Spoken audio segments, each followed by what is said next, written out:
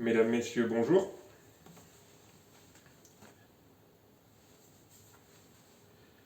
Mesdames, Messieurs, bonjour. J'espère que vous allez bien. Je suis Autodérision, votre hôte sur les arts magiques. Et j'aimerais vous parler aujourd'hui du magicien le plus célèbre de la fin du XIXe siècle. Un artiste d'origine française, né en 1844.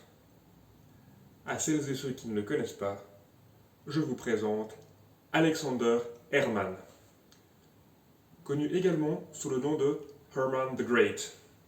Et bien que l'épisode soit centré sur Alexander, je parlerai aussi de son entourage, car la famille Herrmann a été une des plus grandes familles de magiciens et de magiciennes de l'histoire. Alexander naît le 10 février 1844 à Paris, le dernier d'une fratrie de 16 enfants. Fils de Samuel Herrmann, médecin de profession qui arrondissait les fins de mois en pratiquant la magie pour différents clients privés.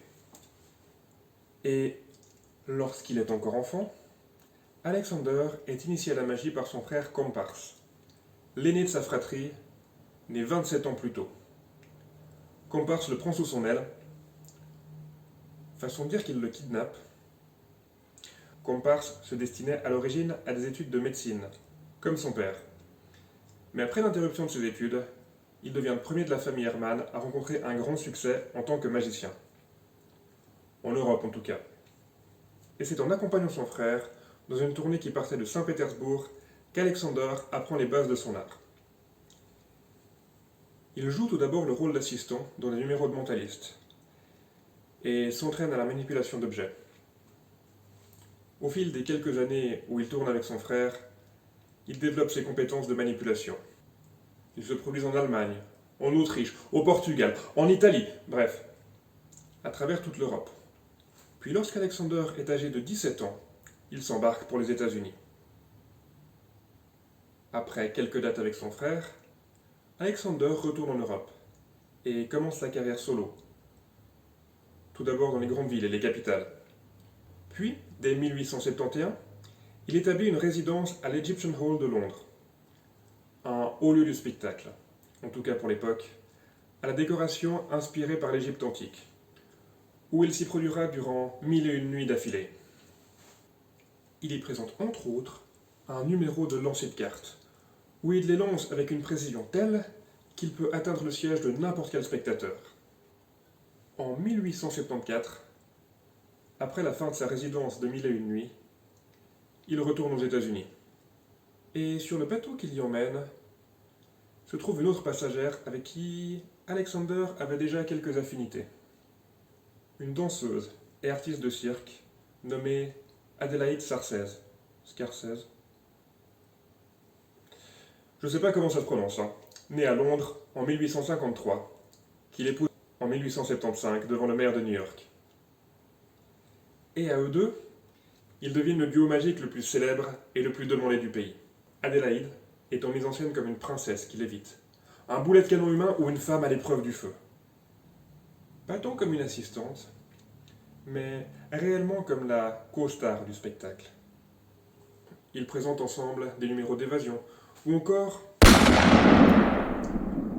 le célèbre bullet catch, où le magicien est mis en scène comme étant à l'épreuve des balles.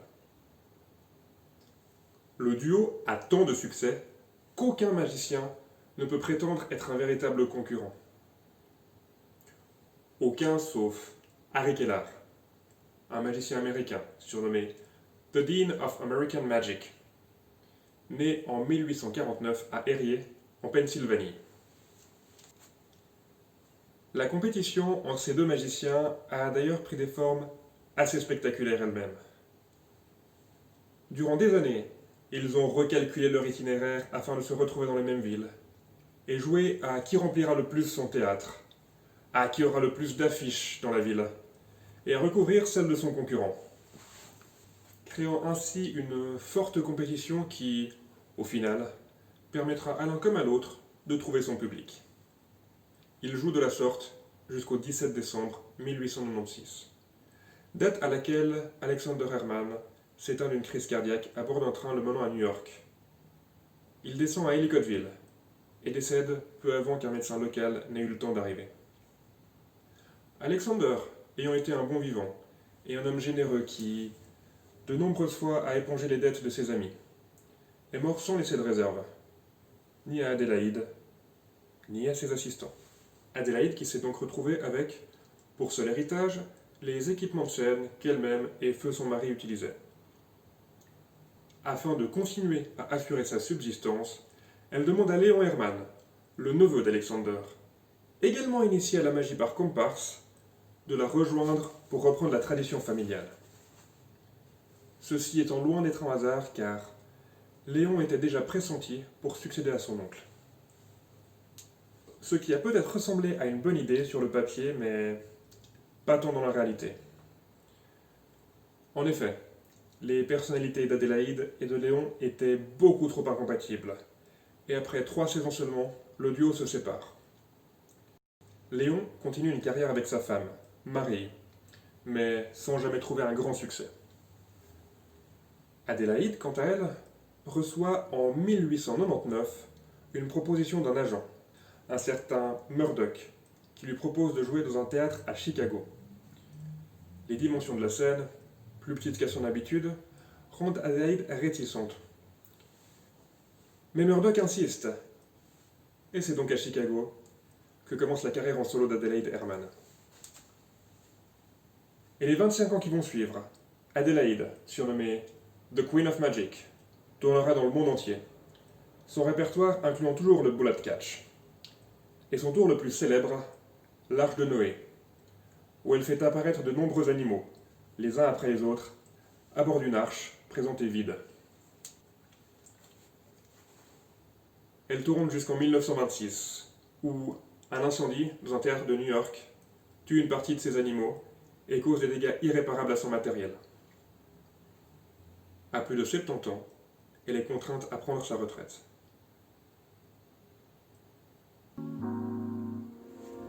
Voilà, merci à toutes et tous pour votre attention. Si cet épisode vous a plu, vous pouvez le partager sur les réseaux, me mettre un pouce vert, un pouce bleu, un pouce de n'importe quelle couleur, le recommander à vos amis, vous abonner à la chaîne, voir ou revoir peut-être les autres vidéos de la chaîne. Vous pouvez aussi me retrouver tous les jeudis soirs sur Twitch avec de chouettes invités, à 20h30 jusqu'à présent, mais on verra pour l'année prochaine, je vous reconfirmerai l'heure. N'hésitez pas à me suivre sur les réseaux sociaux, Instagram, Facebook pour toutes les infos. On vous dira aussi quand ce sera possible de reprendre les spectacles en live, en présentiel. Vous pouvez également soutenir la chaîne sur Utip ou sur Patreon. Je vous mets tous les liens dans la description de la vidéo. Et en attendant, je vous souhaite d'excellentes fêtes et je vous dis à tout bientôt sur les arts magiques.